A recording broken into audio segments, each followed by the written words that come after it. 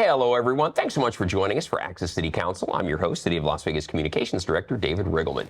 Coming up on this show, we're discussing public safety. From special enforcement teams to Metro's downtown area command, we're highlighting what's being done to keep you safe. Joining me in this discussion is, of course, our Ward 3 City Councilwoman Olivia Diaz. And Councilwoman, I have to say, welcome back to the program and congratulations. Thank you. You just won re-election. Back and seeing you all here in the studios, but most importantly, staying connected and engaged with the community so they know what we're trying to do every day here in City Hall on their behalf. And you know this, during the election cycle, to be fair, our elected officials, they take a hiatus during the election time once they file for office. But you have won your race and you are back, and so we can talk all things Ward 3 again. Nice. So, not that we ever stopped, even through the hiatus. You did not. Just not on this show. Kept working in overdrive, but just super thrilled that we're back here with Access City Council. And David, I thought this topic would be so on point. Let me kick it off. And I'll introduce our guests too, and then I'll let you take it from there.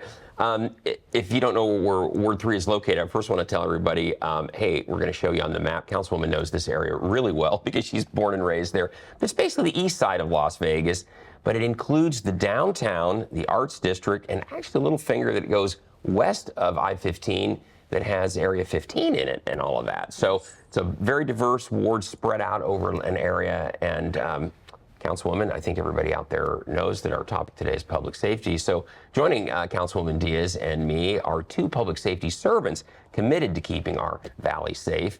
We're pleased to welcome a familiar face to the show. He oversees our Department of Public Safety for the City of Las Vegas. It's Chief Jason Potts. Jason, welcome back to the show. Thanks, Steve. And for the first time on this show, the Bureau Commander for Metro's Downtown Area Command joins us. We're very pleased to welcome Captain Adam Seeley. And congratulations on your new role at DTAC, Downtown Area Command. Good to have you on the show. Thank you, sir. Well, Councilwoman, you said one thing about Ward 3, a lot of vibrant areas. Got Fremont Street Experience, Arts District, a lot of cool things going on. But with that comes some challenges. Yes. Yeah, and we know number one priority on constituents' minds is public safety. We hear that loud and clear, and I want them to know that we lean on these men and women in uniform to help us stay safe every day, and I'm trying to be as supportive of their efforts as possible and try to stay in close contact and communication with them as I'm hearing things that constituents and residents sometimes are not communicating to them. I try to make them informed of the things so that then we can collectively tackle those public safety issues. A big win for us was that new public downtown station that we opened Fremont Street Experience, about a year ago almost. It's crazy how time flies, and I had a different captain back then, and so I want to formally got a good one again, welcome Captain Seeley. He's been amazing and hit the ground running. It's a very dynamic ward, and for someone to be able to get up to speed and hit that stride and that sweet spot from the get-go is truly a blessing. So I want to just thank Captain Seeley for being awesome, and his entire area command being so receptive, and also our marshals team, because I think that the more we coordinate and collaborate, the better outcome we're going to have for our community. And so I'm just very thankful that I have these men to lean on when the community comes to me, sharing some just concerns overall, because every day is a struggle. Every day there's a new battle. Every day there's something that when we see something, we need to say something. So I make sure that these men are always kept up to speed on everything Ward 3. Councilman, I want to start the discussion off maybe to set, because we're going to talk about some issues in the ward that you've touched on. But Jason and Adam, please give the viewers some perspective. People have been in Las Vegas a long time, sometimes think that the downtown area is unsafe. That it's the most unsafe place in the valley. Not the case. Thanks to the efforts by your team and your team chief, things downtown, that perception of, and a councilwoman I know deals with this all the time, it's not the place that it was maybe 10, 15 years ago. Yeah, thanks for saying that, Dave. I like to frequent there with my wife. We go there every once in a while. Last time we were there to see their concert, so we have a good time. So we can do better. We're getting there. We have our pop team out there, and we have improved and sustained partnerships. What is a pop team? For those of us that are not speaking city speak. I like my acronym sometimes. So POP stands for Problem-Oriented Policing Team, and so they've been widely successful out there on Fremont Street, and so they're looking at the underlying causes of crime, building relationships, partnerships, and friendships. And if they're doing that, they're getting trust and legitimacy, and folks are going to be more inclined to see them and to hear them. And so they're doing a really good job. And we're going to expand that with Councilwoman Diaz's leadership and support and our city manager's support, expanding that to our Arts District and our Strat area. So we're pretty happy about that. Exactly. We're going to talk about that. And Captain, I want to say the sheriff's also been very committed to really reversing the statistics in the downtown area. It's really been phenomenal about how things have improved. And it's, again, a credit to both your departments. Yeah, absolutely. We've seen a drastic increase in our property crimes all across downtown area command. We're very happy to say that it's because of the partnership that we've had with the city marshals and Councilwoman Diaz as when it comes to public safety. We do have several initiatives in place that were in place before I got there, but also since I've been there, we stood up a few as well, and I'd love to talk about them. Yeah, we will. You know, let's start, Councilwoman. I've heard there were some issues in the Arts District. Let's begin there. And this is where these two guys are really working close together. We had some break-ins in the Arts District. We had some vandalism. The owners of the businesses were concerned, some of the residents too. And you mobilized. You went out, met with the community. These guys came along, and we're trying to make things turn around over there. We're all, at the end of the day, we're all public servants. They're in their roles, myself and mine, and the moment that we hear, whether it's through social media, a direct email, or a phone call, we try to heed that call and, direct services and triage that occurrence. And so in the Arts District in April, I believe it was about April, when there was a rash of break-ins that happened, or March, it was March, where that rash happened. And it was significant. It was impacting many business owners, but sometimes we only hear from one or the two, but we're not hearing from every single business that's being affected. And then thankfully, because we did hear from Taco Terrian owner Kristen Corral, and she started the ball, I'm grateful that she did highlight what was happening so that then we could be in the know. The resources now coming to bear. Bring, Adam, I keep saying captain because I give a lot of deference to their leadership positions. Just like I earned councilwoman, they had to earn their captain. But so Adam and I were talking about the incidents and decided, hey, let's set up this quarterly meeting so that we can have an open line of communication with the business owners, with the community in the Arts District, and do better. If we're missing something, what could we be addressing that isn't being addressed currently? Exactly. So, gentlemen, what can be done? I know, Chief, you've stepped up your presence there with your marshals. Adam, you're doing the same thing, just being more visible. I know initially, but there's a lot more going on than that. I think, yeah. Yeah, no, those relationships are important, and getting after it and really engaging with our community is important, and our merchants. And so the POP team, the Problem Avoiding Policing team, really is a combination of community policing, intelligence-led policing, looking at the hot people, the hot places, and hot times, and really getting after it and having an impact. Scanning the environment, assessing, responding, and analyzing our interventions to see if they're working or not is really what we're trying to strive to do. And it really is the relationships that we build and sustain with the Las Vegas Metropolitan Police Department, us trying to contribute to public safety, and we've made some headway. We have our Flex team, that's our proactive team, and we have our Conditions team that just are really getting after it. They're just about Flex and Conditions. What's the difference, Chief? So our Flex team is our proactive team. They go after violent crime, gun arrest, and that kind of thing. Conditions is more of a quality of life team. They're dealing with encampments. In fact, just last June, 106 tons of debris, 45 plus encampments for the month of June that they helped clear, and they do it in a really compassionate, empathetic Get way. Those folks into services, and giving them services and partner with more team. And again, just the support of our elected officials, Councilwoman Diaz and our city management team. We can't do it without their support. MC, I've seen you on the news quite a bit, talking to the people in the Arts District and other places in the downtown. What's been your message? It seems like after those meetings have occurred, after they've heard from you, my impression is that the people you're serving seem content with what you're planning and what you're telling them. Yeah, a big part of it was we stood up the coalition so that all the business owners in the Arts District would have a direct line of voice with the police department. And I think that's what's been the most impactful is previous to the coalition, we were struggling a little bit of knowing exactly what was going on and what was wrong and where our public disorder was. So as soon as we open those lines of communication, now I have the ability to put officers where I need them to be. I have the ability to send my community engagement team to meet with the business owners, to engage them, find out exactly what their concerns were. I would also like to mention that the burglary, that series that was happening around that March, April time that Councilwoman Diaz was speaking about, the apprehension and arrest of that individual was a direct result of the coalition that we put together. I recall that. So one person responsible for so much of that. Yeah, and that's what it was. He was targeting the arts district, and luckily it was one person, and we were able to act swiftly. And it was just those open lines of communication. Congratulations, that's good work all the way around for sure.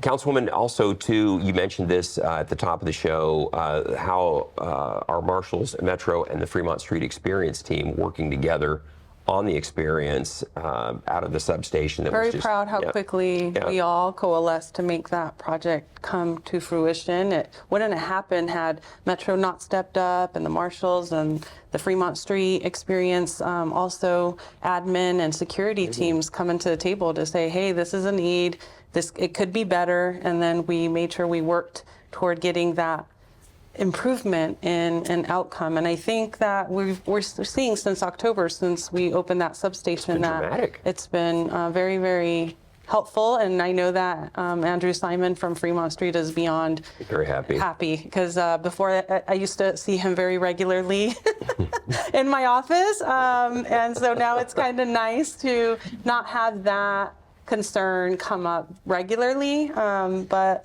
I also wanted to say that these gentlemen, in any kind of public meeting that we have with, whether it's business owners or residents, they talk a lot about SebTed, and I would like them to put a little plug about what their different departments do. Let's talk about it. And then you guys can, I'm not going to pretend I know what SebTed stands for, so you guys can tell the public what that acronym is. Yeah, so crime prevention through environmental design. It's really, the gist of it is target hardening an environment and really adjusting your environment to deter crime. So it's increased lighting, security cameras, those type of things. Just natural surveillance, if you will.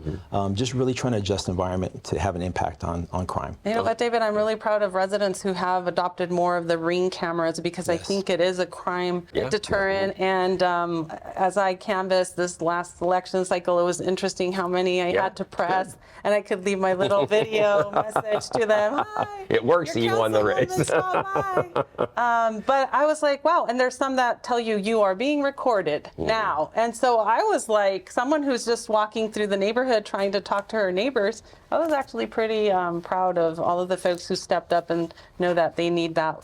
And I think it's an extra tool for when something happens negative in that adjacency that also can aid law enforcement in solving a crime and tracking down the person who may have committed something heinous there. Metro does a very good job of using those videos. If there's been an incident in an area, they'll talk with the neighboring businesses or residents and get that video secured to where they can try to figure out, okay, who do we need to be looking for here? Metro does a great job with just leveraging their technology. I brag about this all the time for Metro. Their murder clearance rate is hovering 90+%, and that's off the charts. And they're leveraging technology, not throwing out vendor names, but Flock Safety has a really great public-private partnership. These are license plate readers that you can use, and the Councilwoman, I think you mentioned Ring cameras. Same sort of thing where they have these neighbor portal apps. So Metro just does a fantastic job in doing that. I want to put a huge kudos and plug in for Denise Stride out of your office and how she's stepping up for a lot of business owners. So. Yeah, as part of the coalition, we've been utilizing our crime prevention specialist at Downtown Area Command. It's Denise. A lot of the Arts District has gotten to know her in the past couple months. But what she does is she will respond to your business, typically with an officer, and she will conduct a free assessment talking about the environmental factors, whether it's cameras or fencing or lights. And that's been really good as well. I think that the Arts District is very appreciative that we've been offering that service for them as well. Free of charge, obviously. Free of charge. That's awesome. Yeah, that's really good. David, it's been really cool that the city has been able to find funds to help support these businesses when those security upgrades. We have. Talk about that, Councilwoman. You and your colleagues made that happen. Yeah, we were very vocal in saying the business community is articulating to us how it is very stressful to have to be combating these elements. And then also post-COVID, it was hard to rebound and get the customers to flow back into their businesses. So we know everybody's usually, tight for money. And so as we had ARPA dollars to allocate, we've done the safety and security grant improvements. It's been great. For 3 times now. And so we've given small businesses in highly distressed census tracts up to $10,000 to implement in cameras, gating, any kind of lighting, whatever is needed and identified through their analyses. We're trying to be supportive, and it's $10,000 for them to utilize for those means. That's terrific. That's really good. And again, it's been a great partnership from the elected officials and then the boots on the ground as well. So, Councilwoman, let's talk about this a little bit. You each have some great initiatives that you're doing that the community should know about. Chief, why don't we start with you? You've got some new motorbikes that you're going to be taking out there, patrol the Very excited. washes in the areas that are kind of hard to get to. And Adam, I'm going to give you the same opportunity. You guys have things going on too that we want to let the community know is happening. Yeah, we just purchased 4 Harley Davidson Pan America 1250 motorcycles. So they're truly your multi-purpose enduro type bikes. So our folks can now traverse the 140 square miles of all these parks and trails. And we know our trails and washes are problematic, and they attract people. They run in there. Yeah, they attract crime. Our homeless are out there in the washes, and folks are backed up to these washes, and folks are going undetected. And we know that to change behavior, you have to have consequence. And our folks are getting out there, and we're going to have our team. We have 4 certified Las Vegas Metropolitan Police Department certified traffic officers, motor officers, first time in the history of our department. So we're proud of that.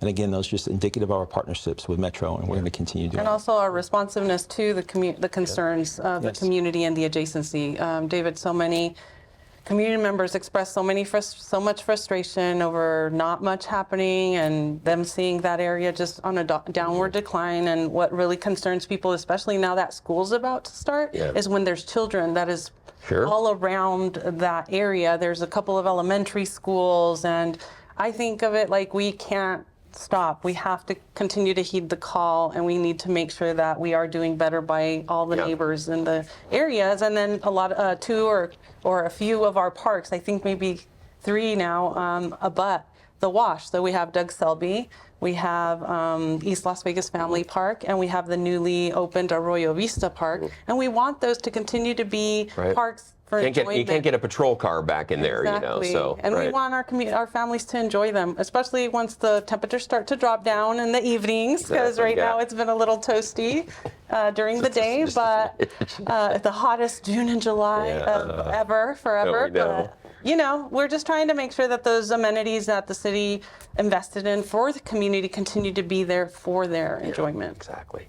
Adam, you're doing some new things too within your downtown area command. Talk a little bit about that, some of the innovative things that you have going on. So we started an initiative towards the end of 2023 called the Safe Village Initiative, and it's specifically in the area of Naked City. That's going to be Wyoming to Sahara, Industrial to Las Vegas Boulevard. Kind of near the Strat in that area. Right near the Strat in that area west of there. We saw an uptick in violent crime, and we knew that we needed to act on it. Previously, other area commands had implemented it, and it was really successful, so we decided to do it there. What it is we meet quarterly with all the stakeholders from that area. We hear about their concerns, any problems that we're having. It's a partnership with Chief Potts and his team, Councilwoman Diaz and her team. And since then, we've put on countless community events. We have cleanups. A lot of cleanups. I've seen those. Yep. We have 2 officers that are assigned to only police that area, and that's impactful because they know everybody. They know everybody. Seeing the same 2 officers every single day, it goes so far with the people in that community. That's awesome. That's very good. Well, Councilwoman, we only have a couple minutes left with these guys. Is there anything else you want to touch on before we have to say goodbye to them? No, again, I just want to say how much I value their partnership and them stepping up every day that they're on the beat. It's a different day. And I know when Captain Seeley was coming on board, boy, was he handed a lot of different events. But, it is what it is, but we're doing the best that we can. And I love that we're bringing community into the conversations. The Safe Village Initiative is an example. Try to rally around the residents and the kids in that neighborhood It's a with great idea. Casa de Great Luz and doing some events with the community at large. And then I love that we have bikes now that are going to go on and be a significant help and another tool to deter element that's happening along our trails, because our bikers should be enjoying that trail system that was devised for people getting out there, walking, enjoying nature, and just want everyone to know that. Every single one of us in our capacity is doing the best that we can. And we're making progress. That's the thing. Our marshals, Metro, and certainly working with you, we're making headway, and that's the thing that's encouraging. So we're not going to solve all the problems. And we need the community's continual support. Again, Captain or Adam, if you could share about First Tuesdays, because I think those are important meetings. Yeah, let's talk about that, because we have about 30 seconds, Captain. Tell us about that, too. It's an opportunity for the community to talk to you every First Tuesday. Every first Tuesday of the month at Downtown Area Command, I hold a meeting where I allow the community to come into the Area Command. We do a presentation. Typically, we rotate it every month is a new one, something that LVMPD is doing, whether it's K9 or our robots that we use, drones, and then I open it up to a town hall with everybody and hear everybody's concerns. And what I can tell you is people that are attending that right now are pretty happy with the results that they're seeing. Because they're having contact with their PD. When they get to, when we all get to talk to each other. So that's good. Well, gentlemen, Adam Seeley, Captain Adam Seeley from Downtown Area Command, Chief Jason Potts from our City Marshal's Office, Department of Public Safety. It's a pleasure having you on the program. Councilwoman, you stick around because we need to take a short break. But when we come back, we're going to look at some of the upcoming events in Ward 3 that you don't want to miss. It's right after this. Sí puedo. Creemos en ti. Todos los días, millones de personas celebran su recuperación de las adicciones y los desórdenes mentales, mientras otras empiezan su viaje. Sé parte de ello. Comparte tu historia. Únete a las voces de la recuperación. Juntos, somos mucho más fuertes. Para información gratis y confidencial y remisión a tratamiento por trastornos mentales y uso de sustancias, llama al 1-800-662-4357. Si un día fueras a tu escondite secreto y en lugar de lo que buscabas encuentras esto, ¿qué harías? Antes de que las drogas te afecten a ti y a tu familia, debes saber que cuentas con la ayuda necesaria. Tú puedes dejarlas. Si tú o un ser querido están luchando contra el uso indebido de drogas, llama al 1-800-662-4357 para información confidencial y gratuita o remisión a tratamiento. Visita samsa.gov/conoce los riesgos.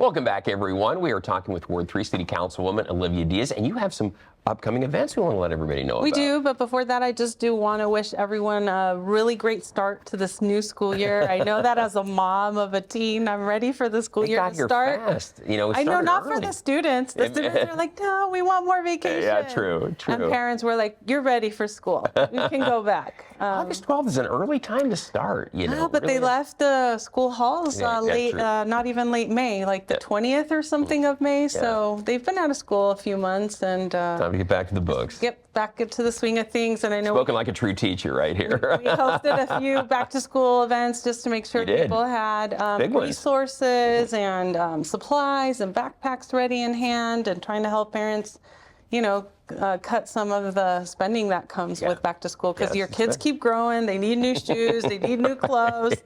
So every little bit helps. So I hope that everybody has an amazing Monday. Yeah, here we go. It's coming up. And good luck. August 12th for most schools. Some schools started, and then some schools will start after. But for most schools, it's the 12th. Yeah. So, and have a great school year, parents and kids. Yes. So. I hope this is an awesome year for everyone. And Councilwoman, you got some events. These are really good. The first one is this community celebration. I love this.